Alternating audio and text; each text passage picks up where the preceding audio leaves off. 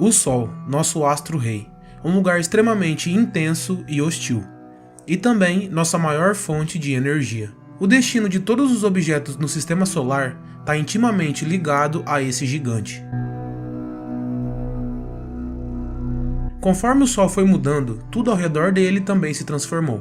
Planetas se formaram e se moldaram à vontade dessa estrela, enquanto ela fundia elementos em seu núcleo a todo vapor.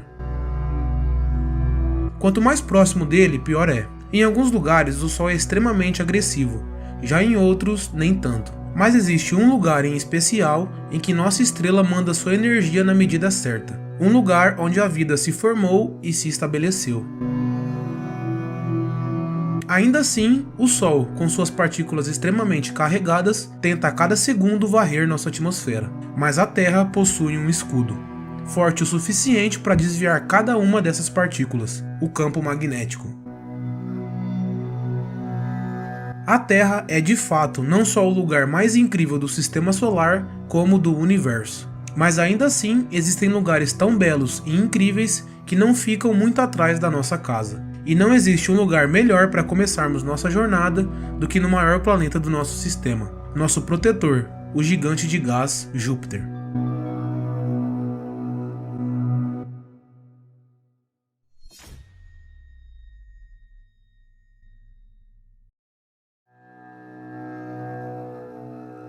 Júpiter, um lugar fascinante e incrível, mas também extremamente perigoso e hostil.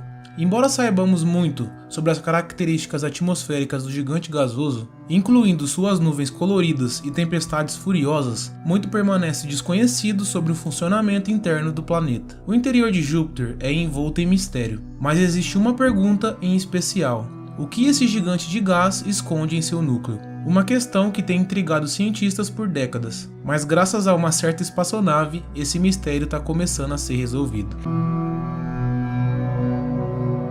O maior planeta do Sistema Solar, Júpiter, é verdadeiramente um mundo enorme, com um diâmetro de aproximadamente 139 mil quilômetros. Para colocar isso em perspectiva, se a Terra fosse do tamanho de uma uva, por exemplo, então Júpiter seria tão grande quanto uma bola de basquete. Compartilhando muitas de suas características com as estrelas, Júpiter é composto principalmente de hidrogênio e hélio. Sua atmosfera é repleta de furacões, alguns maiores do que o próprio planeta Terra, o que gera ventos super rápidos e relâmpagos 100 vezes mais brilhantes do que qualquer coisa que já vimos aqui. As características mais estranhas de Júpiter, no entanto, existem abaixo de sua turbulenta atmosfera superior, porque profundamente abaixo dessas nuvens visíveis, o gás hidrogênio se torna mais denso e quente à medida que se aproxima do núcleo do planeta. A milhares de quilômetros de profundidade, a pressão é tão grande que o gás hidrogênio se transforma gradualmente em uma sopa estranha de um líquido metálico eletricamente carregado. Esse fluido exótico e agitado é chamado de hidrogênio metálico líquido, e mesmo não sendo água, esse é considerado o maior oceano do Sistema Solar, ocupando cerca de 80% do volume total de Júpiter.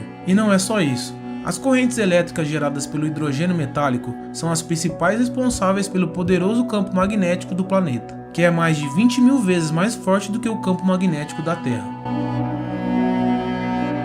Aqui na Terra, o hidrogênio metálico líquido não pode existir naturalmente, mas já foi criado em certos experimentos. No entanto, ele não permanece em forma líquida por muito tempo, já que a pressão que temos aqui na Terra nem se compara com a de Júpiter, e portanto só foi produzida em pequenas quantidades por períodos muito curtos de tempo. Os cientistas ainda estão trabalhando para entender os processos complexos que ocorrem dentro dessa camada misteriosa e o impacto que ela tem na estrutura e comportamento do planeta. Mas isso ainda não é o núcleo de Júpiter. Esse oceano superaquecido bizarro está apenas envolvendo o núcleo. Mas então o que há abaixo? O que será que está no coração desse gigante gasoso? As primeiras teorias sugeriram que o núcleo de Júpiter era uma estrutura rochosa sólida composta de elementos pesados como ferro, níquel e até diferentes tipos de gelos exóticos que não podem existir naturalmente aqui na Terra. Essa teoria se baseou em observações do forte campo gravitacional de Júpiter, o que sugeriu que o planeta tinha um núcleo denso e maciço em seu centro. No entanto, à medida que mais dados foram coletados ao longo dos anos, os cientistas revisaram sua compreensão do que está acontecendo dentro desse planeta. Dados da nave espacial Juno da NASA revelaram algo surpreendente, algo até inesperado.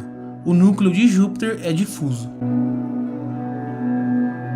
Enquanto orbitava o gigante gasoso, Juno descobriu que o núcleo do planeta não é uma simples estrutura sólida como se pensava anteriormente, mas sim uma mistura de materiais nebulosos. De acordo com as observações, o material sólido não está comprimido em uma bola compacta no centro do planeta. Em vez disso, os pedaços sólidos estão misturados com o hidrogênio que os rodeia. O resultado é um núcleo difuso, que não tem uma fronteira bem definida e ocupa metade do interior do planeta. Como tal estrutura pode se formar ainda não é compreendido. Uma das teorias mais interessantes, no entanto, envolve uma colisão massiva em algum momento do passado de Júpiter.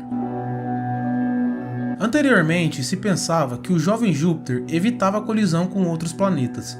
Aparentemente, ele não gostava de contato. Mas esse núcleo difuso e diluído pode ser o resultado de um objeto grande, possivelmente um protoplaneta, ou até mesmo outro planeta gasoso colidindo com Júpiter durante as primeiras etapas da formação do Sistema Solar. Na verdade, as simulações mostraram que uma colisão violenta com outro objeto planetário massivo poderia ter espalhado elementos pesados sobre um grande volume dentro do gigante gasoso. O impacto teria sido incrivelmente poderoso, gerando uma quantidade espetacular de calor e pressão, que poderia ter perturbado ou até mesmo destruído o núcleo original. Se algo de fato colidiu com Júpiter há muito tempo, ele era realmente grande, possivelmente 10 massas terrestres ou mais. Só assim para ser capaz de misturar o interior do planeta e formar uma estrutura diluída que observamos hoje. Existem algumas evidências que suportam essa teoria, por exemplo, as órbitas das luas de Júpiter, a posição do cinturão de asteroides e até mesmo o pequeno tamanho de Marte sugerem que o planeta gigante experimentou um período de crescimento e migração rápidos durante as primeiras etapas da formação do Sistema Solar. Além disso, simulações do Sistema Solar mostraram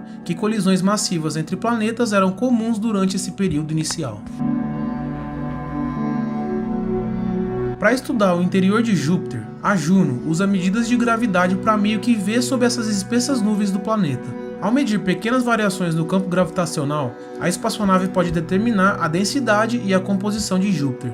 O radiômetro de micro-ondas da Juno também pode detectar a radiação térmica emitida pela atmosfera profunda do planeta, fornecendo pistas sobre as condições dentro de Júpiter, ajudando a descobrir o que está acontecendo abaixo daquelas magníficas nuvens giratórias. Mas todos esses dados são coletados de fora. Será que existe alguma forma de enviar uma sonda para dentro de Júpiter? Enviar um equipamento desses para a atmosfera do gigante gasoso seria um feito extremamente desafiador e complexo. Fazer uma missão para explorar as profundezas das nuvens de Júpiter é uma tarefa difícil, pois como vimos, as condições são bem adversas. Radiação intensa, temperaturas escaldantes e pressão esmagadora. E não é que já fizeram isso antes? Em dezembro de 1995, a nave Galileu da NASA lançou uma sonda conhecida como Galileo Atmospheric Probe nas nuvens de Júpiter. A sonda estava equipada com muitos instrumentos científicos e mediu a temperatura, a pressão e a composição da atmosfera de Júpiter enquanto descia. O resultado foi uma quantidade absurda de dados, incluindo medições das concentrações de vários gases e a composição de suas nuvens. A sonda também detectou raios na atmosfera. Essa foi a primeira vez que observamos diretamente algo do tipo em outro planeta. E para surpresa de 0 pessoas, a sonda atmosférica Galileu não durou muito tempo, operando por apenas 58 minutos antes de ser destruída pelo ambiente extremo que explorava. Ao estudar de fora para dentro, a nave espacial Juno da NASA fez progressos significativos em fornecer informações valiosas sobre a estrutura e o comportamento do planeta. Ao navegar cuidadosamente pelos cinturões de radiação e usar todos os seus instrumentos científicos, a Juno foi capaz de estudar Júpiter em detalhes. Claro, muito ainda desconhecido, incluindo a natureza exata do vasto oceano de hidrogênio metálico líquido e as razões pelas quais ele tem um núcleo nebuloso. Os mistérios que se escondem abaixo das nuvens desse gigante gasoso continuam a fascinar e inspirar. Ao continuar estudando esse planeta notável, sem dúvida desbloquearemos muito mais segredos sobre o Sistema Solar e o universo além. Não há dúvida de que o nosso Sistema Solar está repleto de mistérios, mas além dele, muitos mundos estranhos aguardam para serem explorados.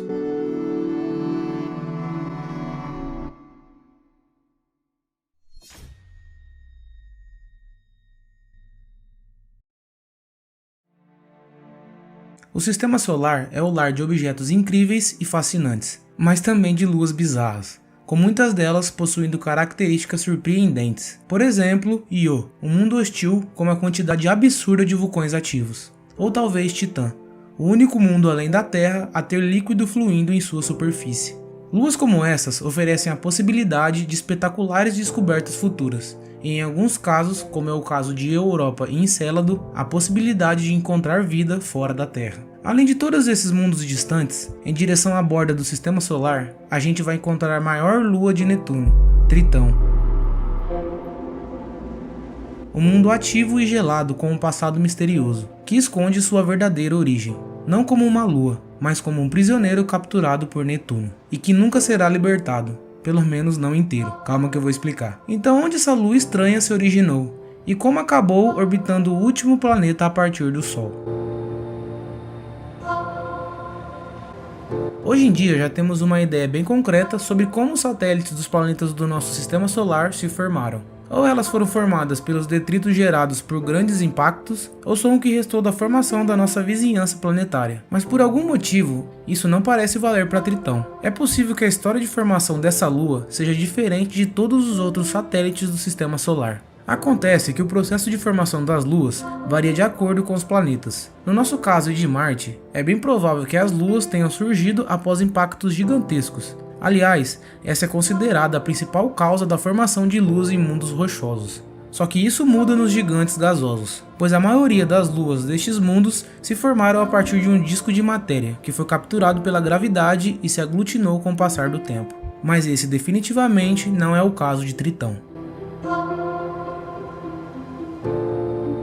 A única espaçonave a visitar Netuno foi a Voyager 2, em 1989. Voyager 2 viajou 7 bilhões de quilômetros ao longo de 12 anos antes de chegar ao gigante gasoso e fotografá-lo em toda a sua glória, revelando ao mundo um magnífico planeta, envolto em uma atmosfera azul belíssima que é castigada por enormes tempestades violentas, como o Grande Ponto Escuro, uma tempestade gigantesca com 11 mil quilômetros de extensão, quase tão grande quanto a Terra, que está varrendo Netuno a 1.100 km por hora. Aproveitando a aproximação de Netuno, a equipe por trás da Voyager 2 mudou cuidadosamente a direção e a velocidade da sonda, para que conseguisse completar um sobrevoo próximo na maior lua de Netuno. O sobrevoo permitiu que a humanidade tivesse um vislumbre de Tritão, pela primeira vez na história, revelando uma superfície geologicamente ativa, com criovulcões expelindo material gelado a quilômetros de altura de sua crosta congelada, e uma curiosa calota polar, coberta por nitrogênio e compostos orgânicos, o que inclusive causa esses pontos escuros. Toda essa dinâmica não acontece à toa, já que por conta da distância do Sol, Tritão é um dos lugares mais frios do Sistema Solar. Tritão foi infelizmente a última dança da Voyager 2, em sua grande viagem pelo Sistema Solar. E a maior parte do que sabemos atualmente sobre essa lua curiosa veio das façanhas desse sobrevoo histórico. Mas embora essa aproximação de Tritão tenha sido incrível, a Voyager 2 não conseguiu aproveitar ao máximo, já que, como sabemos, é uma sonda antiga e possui muitas limitações. Então Tritão ainda guarda muitos mistérios que nem sequer imaginamos.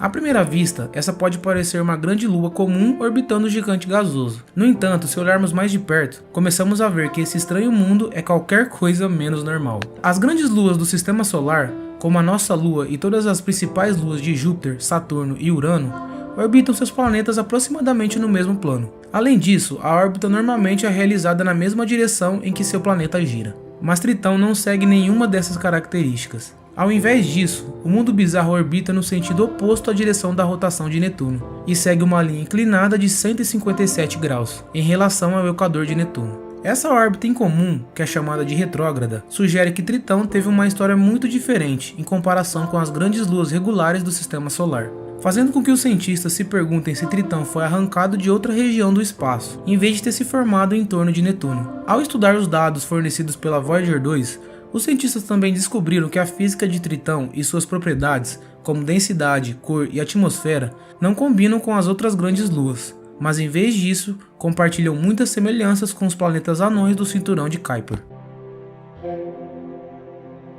O Cinturão de Kuiper é uma vasta região localizada além de Netuno que contém milhões de objetos, incluindo mundos maiores como Plutão, Haumea, Makemake e Eris. Então uma pergunta vem à nossa cabeça: será que há muito tempo, durante o início do Sistema Solar, Tritão nasceu nessa região fria e escura, mas acabou sendo capturado por um Netuno recém-formado? Se essa teoria estiver correta, tudo indica que Netuno provavelmente tinha seu próprio conjunto de luas, que foram formadas normalmente em sua órbita. Mas ao longo de milhões ou possivelmente bilhões de anos de interações repetidas e próximas a Tritão, o até então planeta anão foi capturado pela gravidade de Netuno, fazendo com que todas as luas do gigante gasoso, exceto as mais internas, fossem eliminadas. Como Tritão é maior que os planetas anões Plutão e Eris, isso significa que o rei do cinturão de Kuiper é agora a sétima maior lua do sistema solar. No entanto, de acordo com os cientistas, o maior satélite de Netuno está com os dias contados, já que sua órbita bizarra, junto com a gravidade, vem diminuindo a velocidade da Lua, que está cada vez caindo mais em direção ao gigante de gás.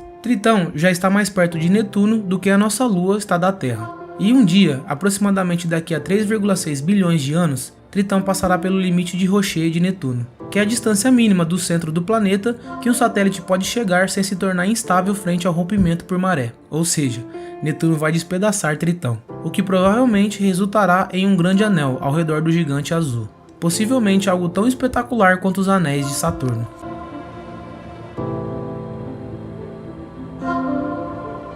Quando a Voyager 2 chegou a Tritão, os cientistas esperavam ver uma grande lua congelada e silenciosa, mas em vez disso fomos presenteados com as imagens de um magnífico mundo ativo, com um passado complicado e misterioso. A sonda forneceu dados extremamente importantes durante seu breve sobrevoo por Tritão, nos permitindo entender um pouco mais sobre essa lua estranha. Mas a missão histórica aconteceu há mais de 30 anos atrás, e portanto já está na hora da lua receber outra visitinha. E uma visita a Plutão havia sido proposta em 2019, mas infelizmente foi cancelada. A missão da NASA se chamaria Tridente e seria lançada em 2025, aproveitando um alinhamento planetário. A ideia era utilizar uma assistência gravitacional de alguns planetas, incluindo Júpiter, para chegar a Netuno, o que permitiria uma aproximação de Tritão, semelhante como a sonda New Horizons fez em Plutão em 2015.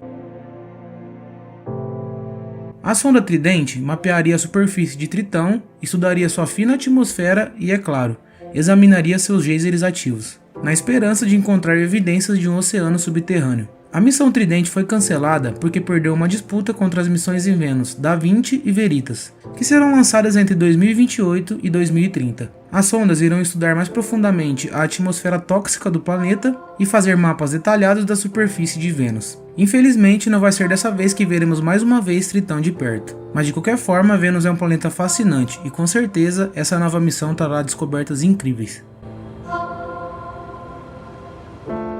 Tritão provavelmente nasceu nas regiões frias e escuras do cinturão de Kuiper. Tornou-se companheiro de um grande planeta gasoso e que também provavelmente acabará com sua existência, durante um evento espetacular que o transformará em um anel de partículas. Uma maneira apropriada para o verdadeiro rei do cinturão de Kuiper encerrar sua fascinante história. Embora, muito provavelmente, em um futuro distante, Netuno tenha seu próprio conjunto de anéis visíveis, ele não será o primeiro, já que esse posto é de um dos maiores e mais reconhecíveis planetas do Sistema Solar.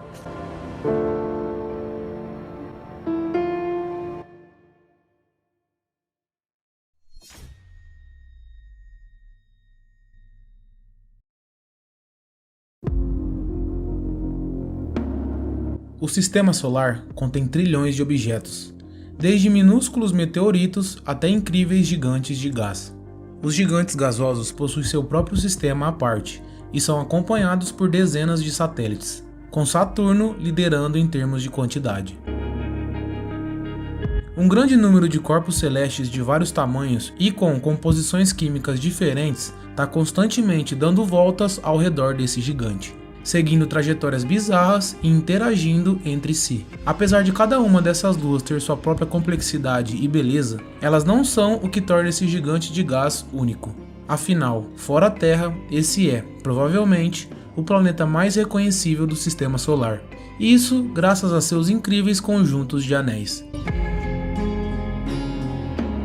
Há mais de 400 anos, como você deve imaginar, nossa tecnologia não era muito avançada, e as observações astronômicas estavam apenas engatinhando, mas tudo mudou quando Galileu apontou seu telescópio para o céu. Em poucos anos de observação, Galileu descobriu as crateras da Lua, as manchas solares, as fases de Vênus e por aí vai.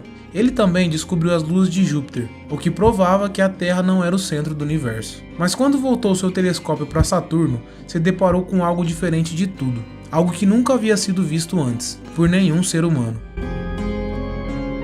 Hoje, com os nossos poderosos telescópios e sondas espaciais, já descobrimos anéis em todos os planetas gigantes do Sistema Solar, e até mesmo em asteroides. Mas no início do século 17, aquilo era surpreendente e inexplicável. Devido à baixa qualidade óptica de seus primeiros telescópios, Galileu nem mesmo conseguiu compreender o que estava observando. Em suas primeiras observações, em 1610, ele acreditava que Saturno era um sistema triplo, composto de um corpo maior ao centro e 2 menores dos lados. Em 1612, ele percebeu que os supostos satélites de Saturno haviam sumido, simplesmente desaparecido da sua visão.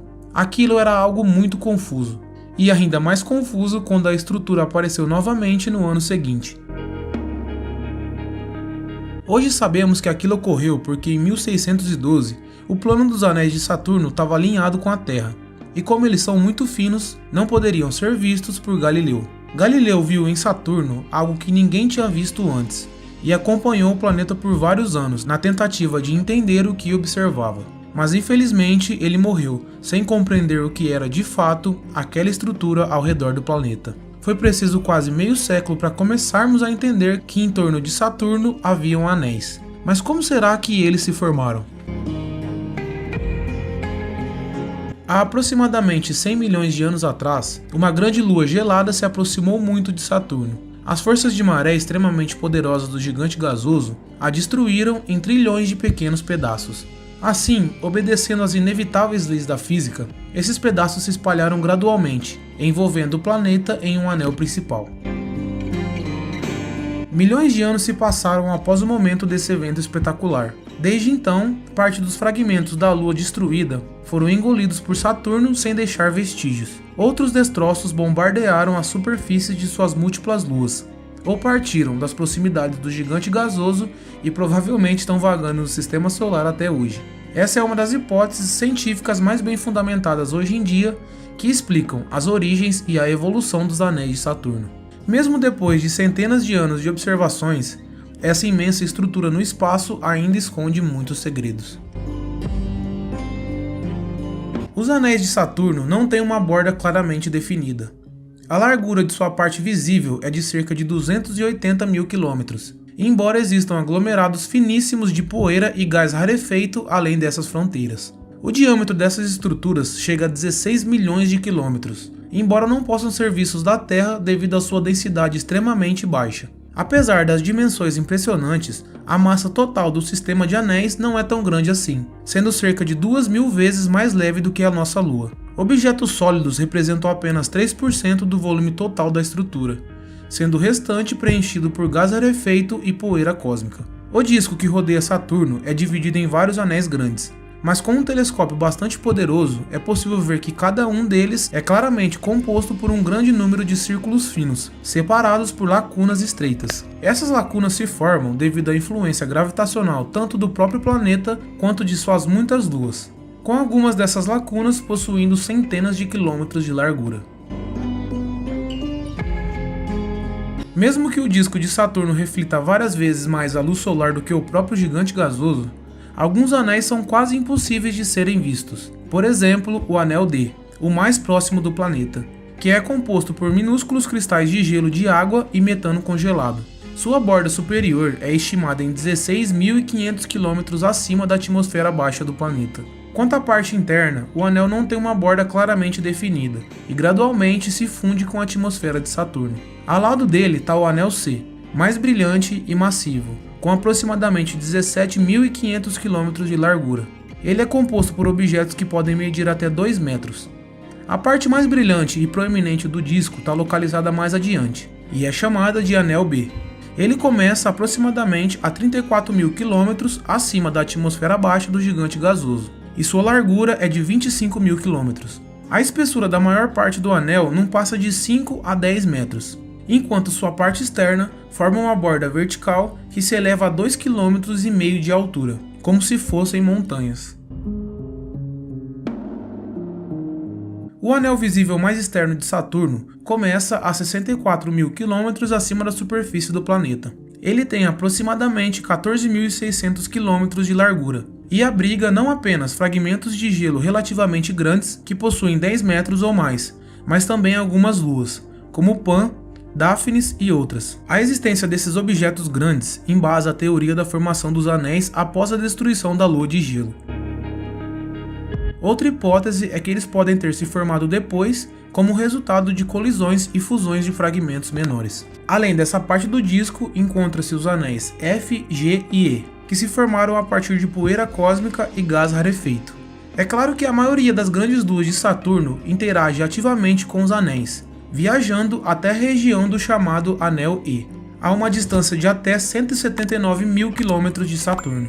A lua congelada que ainda está viva, Encélado, pode ser encontrada nessa região. Embora não seja uma das maiores luas do gigante gasoso, com um diâmetro de apenas 500 km, ela se destaca por outros motivos. O fato é que Encélado é um dos poucos corpos celestes em nosso sistema onde existem manifestações claras de atividade criovulcânica. A análise das emissões observadas comprova a existência de água líquida sob a sua superfície. Modelagens matemáticas mostram que sua temperatura varia de 45 graus negativos nas camadas superiores a 0 graus no fundo. Devido ao alto teor de sais dissolvidos e amônia, o oceano não congela, mesmo em temperaturas abaixo de zero. E ainda para ajudar a manter a temperatura, existe uma camada de gelo com cerca de 2 km de espessura que a cobre e a isola termicamente. A temperatura da superfície do corpo celeste tem cerca de incríveis 198 graus negativos. Sua atmosfera é extremamente rarefeita e consiste em 91% de vapor d'água, além de nitrogênio, dióxido de carbono e metano. Poderosos geysers atravessam de tempos em tempos as rachaduras nas crostas de gelo do satélite e fornecem regularmente elementos químicos para sua atmosfera. No entanto, a fraca gravidade do corpo celeste não é o suficiente para impedir que a atmosfera se dissipe. Também se sabe que as emissões criogênicas contêm moléculas orgânicas complexas, o que pode indicar que as condições no oceano abaixo da superfície podem ser favoráveis para o surgimento de vida biológica.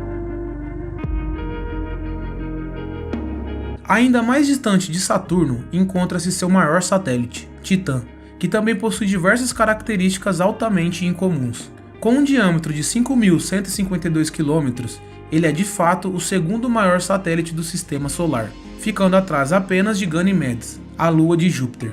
Isso significa que ambas as luas são maiores que Mercúrio, o planeta mais próximo do Sol. Titã também é o único satélite do Sistema Solar com uma atmosfera densa e líquidos fluindo em sua superfície.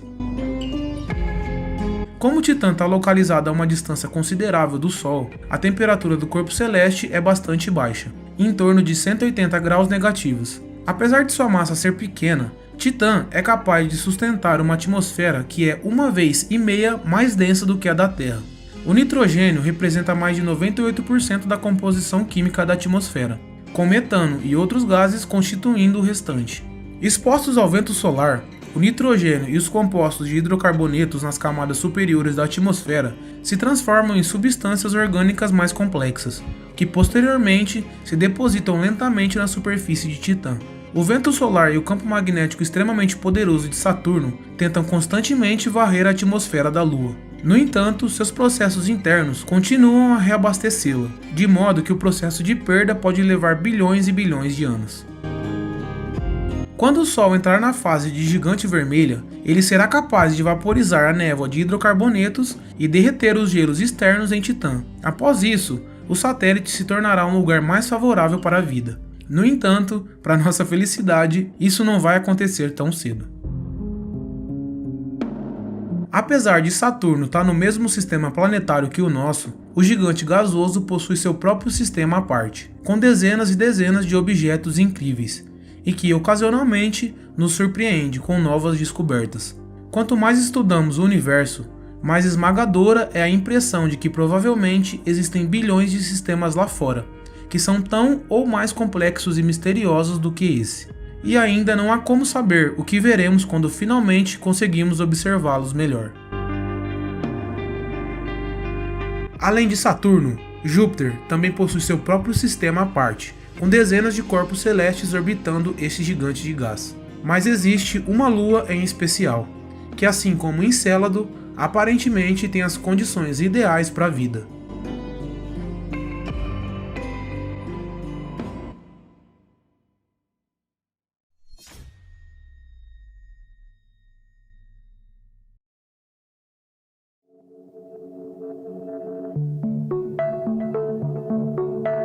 Cada uma das luas de Júpiter possui uma característica única, mas sem dúvidas uma das mais interessantes é o mundo gelado de Europa. Cruzando toda a Lua, há grandes rachaduras e estrias que se combinam para criar um mundo complexo e único. E quando olhamos mais de perto, muitas outras características estranhas começam a aparecer, como as misteriosas sardas de Europa. Mas o que poderia estar causando essas fraturas, que se entrelaçam em sua paisagem congelada? Eu sou o TH. Se gostar do vídeo, peço que se inscreva no canal e ative o sininho para receber todas as notificações. Não se esqueça também de clicar no gostei e deixar nos comentários sua opinião e sugestão de próximos vídeos.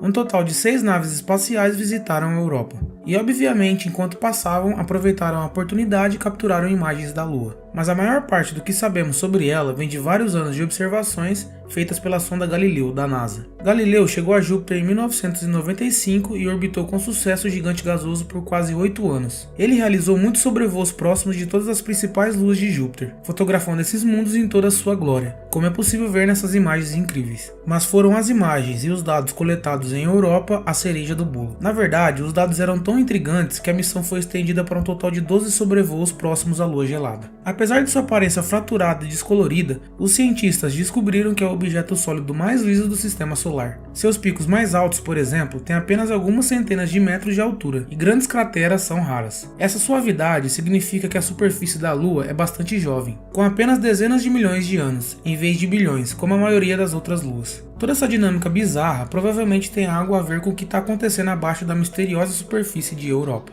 Veja essa imagem capturada pela sonda Galileu, por exemplo. Vários pontos estranhos ou características semelhantes a sardas podem ser vistas claramente espalhadas por sua paisagem congelada. Os pontos visíveis nessa imagem têm cerca de 10 km de diâmetro. O tamanho e a forma deles sugerem que o gelo mais quente está subindo através do gelo mais frio na crosta externa de Europa, o que é muito parecido com as câmaras de magma na crosta terrestre. As manchas lisas e escuras podem ter se formado quando o gelo mais quente entrou em erupção pela superfície, enquanto essas manchas aqui poderiam ter se formado a partir de pequenos fragmentos rachados da crosta, que ficaram incrustados no gelo escuro por baixo, como se fossem icebergs em um mar congelado. Considerando que, se você olhar de perto, os topos das estruturas semelhantes são bem parecidos com a superfície ao seu redor, sugerindo que eles se formaram quando a crosta foi empurrada para cima, mas ainda não se romperam como as manchas mais escuras. Estudos recentes descobriram que essas protuberâncias misteriosas podem estar acima de vários lagos de água líquida, que estão inteiramente envoltos na camada externa de gelo, formando uma espécie de bolsão de água. Estima-se que essa casca externa rachada seja feita principalmente de gelo de água, tão duro como granito e com cerca de 25 km de espessura. Mas esses lagos podem não ser os únicos corpos de água que a Europa está escondendo da gente, porque abaixo dessa espessa camada de gelo, os cientistas também encontraram evidências de um vasto oceano global abaixo da superfície. A característica mais marcante de Europa são suas fraturas e fendas lineares que se estendem ao redor da Lua. O que causou essas rachaduras ainda é um mistério, mas provavelmente são pontos fracos na crosta de gelo, que estão sendo afetados pela gravidade brutal de Júpiter e das outras luas galileanas. Mas como isso funciona? Europa é esticada e puxada por Júpiter em um ciclo sem fim. Esse efeito sanfona é um processo chamado de flexão de maré, que pode estar causando essas fraturas e linhas por toda a superfície. E é justamente esse fenômeno que pode ter criado o oceano interno de Europa, já que todo esse processo cria calor suficiente para manter grandes quantidades de água líquida sob a superfície gelada da Lua. E como você pode ver, as rachaduras aparentemente não estão vazias, mas em vez disso parecem ser preenchidos com material escuro, sugerindo que também podem ter sido causadas, pelo menos em parte, pelo oceano abaixo. Os cientistas descobriram que os padrões de algumas das linhas mais longas não se encaixavam no que era previsto, pelo menos não se levarmos em conta apenas o efeito de maré. Então, ao refazer os cálculos, eles notaram que os padrões se encaixaram muito bem se a superfície de Europa pudesse se mover de forma independente, exatamente como seria se existisse um oceano abaixo da superfície. Outra evidência do mar secreto de Europa são as medições que Galileu fez durante seus sobrevoos. A sonda detectou que o poderoso campo magnético de Júpiter estava sendo interrompido no espaço em torno de Europa, o que quer dizer que um tipo especial de campo magnético estava sendo criado nas profundezas da Lua gelada. E uma causa provável para essa misteriosa assinatura magnética é um oceano salgado global. E o que é mais fascinante é que é possível que já tenhamos visto esse oceano escapar para o espaço uma vez. Astrônomos usando o telescópio espacial Hubble obtiveram imagens do que poderiam ser plumas de vapor d'água em erupção na superfície da Lua gelada, como é possível ver nessa imagem. Isso é semelhante com o que ocorre em Encélado, a Lua gelada de Saturno, bem parecida com a Europa, por sinal. Enfim, se isso realmente forem plumas de água, então aumenta a possibilidade de que futuras missões em Europa sejam capazes de coletar amostras de seu oceano sem ter que perfurar o gelo duro, apenas sobrevoando pelas plumas, como a sonda Cassini conseguiu fazer em Encélado. O que é incrível nessa descoberta em potencial é que alguns cientistas acreditam que o oceano de Europa poderia ser o melhor lugar para procurar vida no sistema solar. Como já vimos, por causa de Júpiter e das outras luas galileanas puxando a Europa, o fundo do oceano é aquecido pelo constante atrito, causando uma atividade hidrotermal, semelhante a vulcões submarinos nos oceanos da Terra, por exemplo. É possível que com os ingredientes corretos para a química da vida, essa lua gelada possa ser realmente habitável, pelo menos no fundo do oceano. Com todas essas evidências, Europa é um dos lugares mais cotados para futuras explorações espaciais. E olha que coincidência, já existem missões planejadas para lá. A primeira é a Europa Clipper da NASA, que realizará dezenas de sobrevoos próximos, investigando se a Lua gelada poderia ter as condições adequadas para a vida. A sonda passará pela Lua a apenas 26 km acima da superfície, sobrevoando diferentes locais durante cada sobrevoo. Tudo isso com o lançamento previsto para outubro de 2024, então não vamos precisar esperar muito para o início dessa missão. Mas como a vida não é um morango, infelizmente vamos ter que aguardar um pouco para ver os resultados da missão, já que a Europa Clipper não chegará a Júpiter até o início de 2030. A segunda missão é a sonda JUICE, da Agência Espacial Europeia, que além de Europa, foi projetada para observar Júpiter, Ganimedes e Calisto. A sonda será lançada em abril de 2023 e chegará a Júpiter em julho de 2031. Ambas as missões trarão novas descobertas nessa lua misteriosa e possivelmente confirmarão se existe ou não um oceano salgado sob todo esse gelo, que poderia sustentar a vida como nós conhecemos. O início da década de 2030 será um momento emocionante para a exploração espacial, disso não temos dúvida. As missões espaciais a cada ano que passa trazem novas e novas descobertas sobre o cosmos, mas elas estão longe de serem novidade. Um exemplo disso é o nosso vizinho Marte. Foram séculos de especulações sobre aquele ponto avermelhado brilhante que parecia zigue-zaguear no céu noturno. O tempo passou, mas o planeta vermelho não saiu do imaginário da humanidade. E quando a exploração espacial começou a se desenvolver, um dos principais objetivos com certeza seria Marte. E foi exatamente isso que aconteceu. Hoje já são dezenas de missões e 60 anos explorando esse mundo magnífico, que pouco a pouco foi desvendando seus segredos.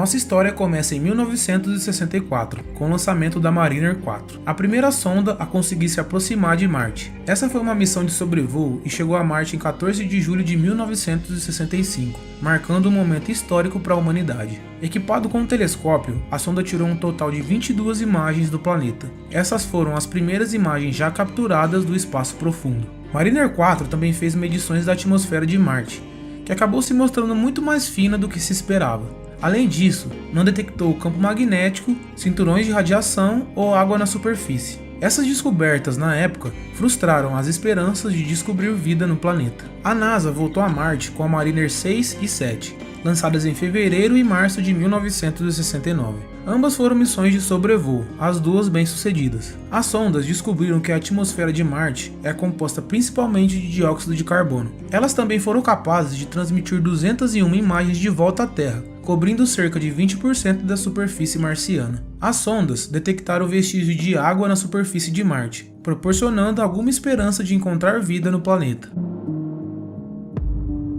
Já em maio de 1971, a NASA lançava os orbitadores Mariner 8 e 9. Mariner 8 falhou, mas Mariner 9 foi muito bem sucedido. Quando a sonda chegou a Marte, encontrou a superfície completamente coberta por uma tempestade de poeira que atingia todo o planeta. E os cientistas tiveram que atrasar as imagens por meses, até que as coisas se acalmassem por lá. Mariner 9 conseguiu transmitir mais de 7.000 imagens, cobrindo 85% da superfície do planeta. As imagens revelaram vastos sistemas de cânions no leito de rios, com mais de 4.000 km de extensão, junto com enormes vulcões extintos, incluindo o Monte Olimpo, o maior vulcão do sistema solar.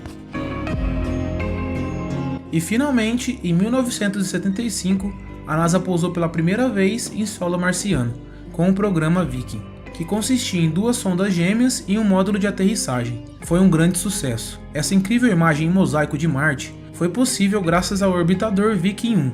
Já a Viking 2 transmitiu quase 16 mil imagens ao longo de 700 órbitas ao redor do planeta. Além dos orbitadores, o módulo de aterrissagem também teve sucesso no pouso, o que possibilitou essa incrível imagem, a primeira imagem panorâmica tirada da superfície de Marte. Pela primeira vez, podíamos ver como era de fato a superfície marciana. Os landers também registraram informações sobre o clima e catalogaram com precisão o solo marciano, feito em grande parte com uma espécie de argila rica em ferro. Também foi medida a pressão atmosférica, que é de 0,6% a pressão que temos aqui na Terra. Isso já era esperado devido à baixa densidade da atmosfera marciana. Por último, foram feitos experimentos projetados para descobrir sinais de vida no planeta, mas eles não encontraram qualquer evidência de micro-organismos no solo. Apesar da missão não ter encontrado vida por lá, o que seria espetacular por sinal, ela foi muito importante, pois mostrou que Marte é mais do que apenas um ponto vermelho no céu noturno. E foi justamente Viking 1 a responsável por tirar a foto mais polêmica da NASA, a famosa imagem do rosto humano na superfície de Marte. Apesar das milhares de teorias criadas a partir dessa foto, isso não passa de uma formação geológica normal, infelizmente. De qualquer forma, foi com essa missão que a NASA abriu as portas para um universo de possibilidades, tornando cada nova missão para Marte ainda mais emocionante. E essa nova missão demorou para acontecer, viu? Foi em 1996, 21 anos depois da missão Viking, que a NASA viria lançar a sonda Mars Global Surveyor, que faria descobertas incríveis pelos próximos 10 anos. A MGS foi uma missão de mapeamento global que revelou evidências de fluxos de lava antigos e descobriu uma infinidade de rastros formados por água corrente. E esse foi um ano agitado, já que em dezembro de 1996, a NASA lançou a sonda Pathfinder, juntamente com o rover Sojourner. Pathfinder foi capaz de transmitir mais de 16 mil imagens e fez mais de 8 milhões de medições, como temperatura, pressão atmosférica e até da velocidade do vento. Já Sojourner foi o primeiro veículo com rodas a ser usado em outro planeta e serviu como base para todos os futuros rovers de Marte. O veículo coletou dados da superfície e transmitiu mais de 2,3 bilhões de dados, junto com mais de 17 mil imagens. Ele foi inicialmente projetado para durar uma semana, mas sobreviveu por incríveis 85 dias. Já em 2001, a NASA lançava a sonda Mars Odyssey. Foi ela a responsável por detectar a enorme quantidade de gelo enterrada abaixo da superfície nas regiões polares. Ela também registrou uma quantidade considerável de radiação no ambiente, revelando o risco para futuros visitantes humanos. Por incrível que pareça, a sonda está operacional até hoje, se tornando a nave com mais tempo de serviço em Marte, e ela possui propelente o suficiente para manter sua órbita até 2025.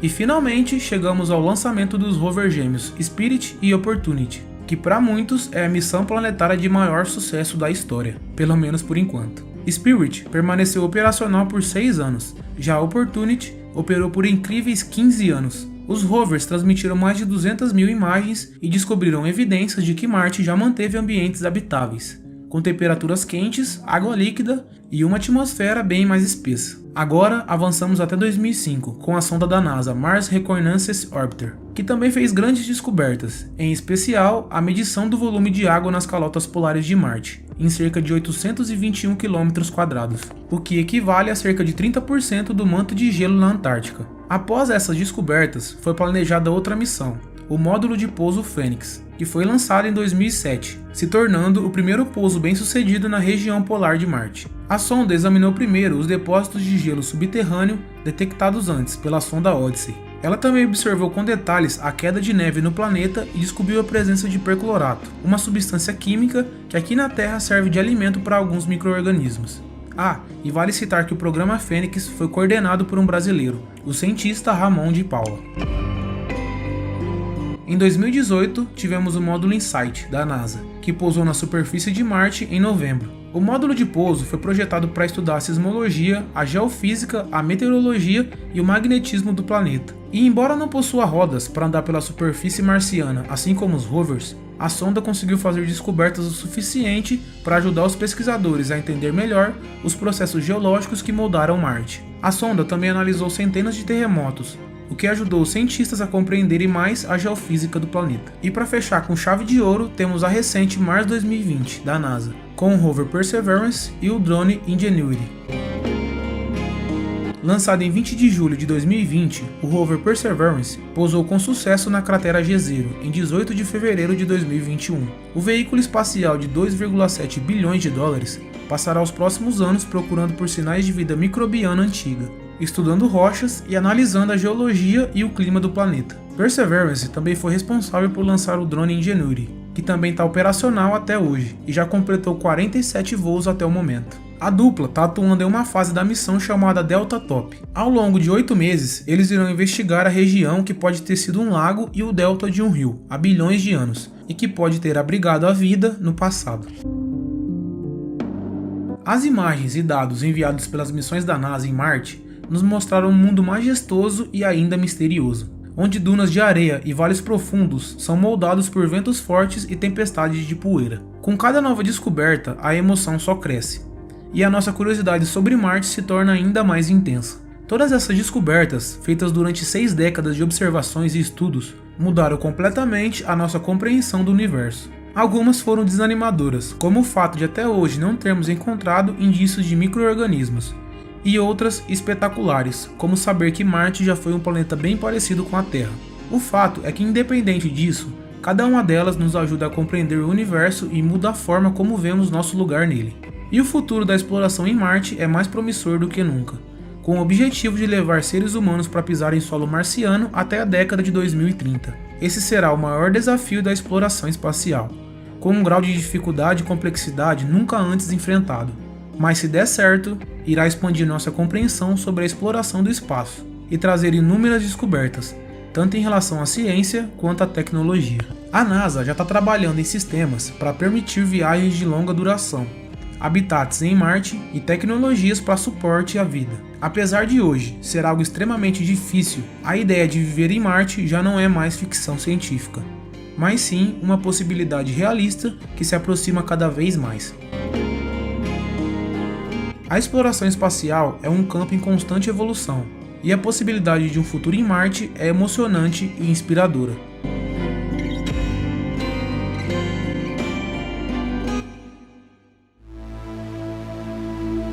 Nosso sistema solar foi de um lugar caótico, com rochas e poeira cósmica se chocando a cada segundo, para um lugar extremamente organizado e balanceado. Isso não significa que um cometa não pode bater na Terra a qualquer momento. Brincadeiras à parte, esse é, muito provavelmente, o único sistema planetário que conheceremos, levando em conta a distância inconcebível entre as estrelas. Pelo menos, enquanto ainda não inventarem um motor de dobra ou encontrarem um buraco de minhoca. O fato é que essa será a única estrela que veremos de perto, o Sol, nossa fonte de energia e, consequentemente, vida. Obrigado.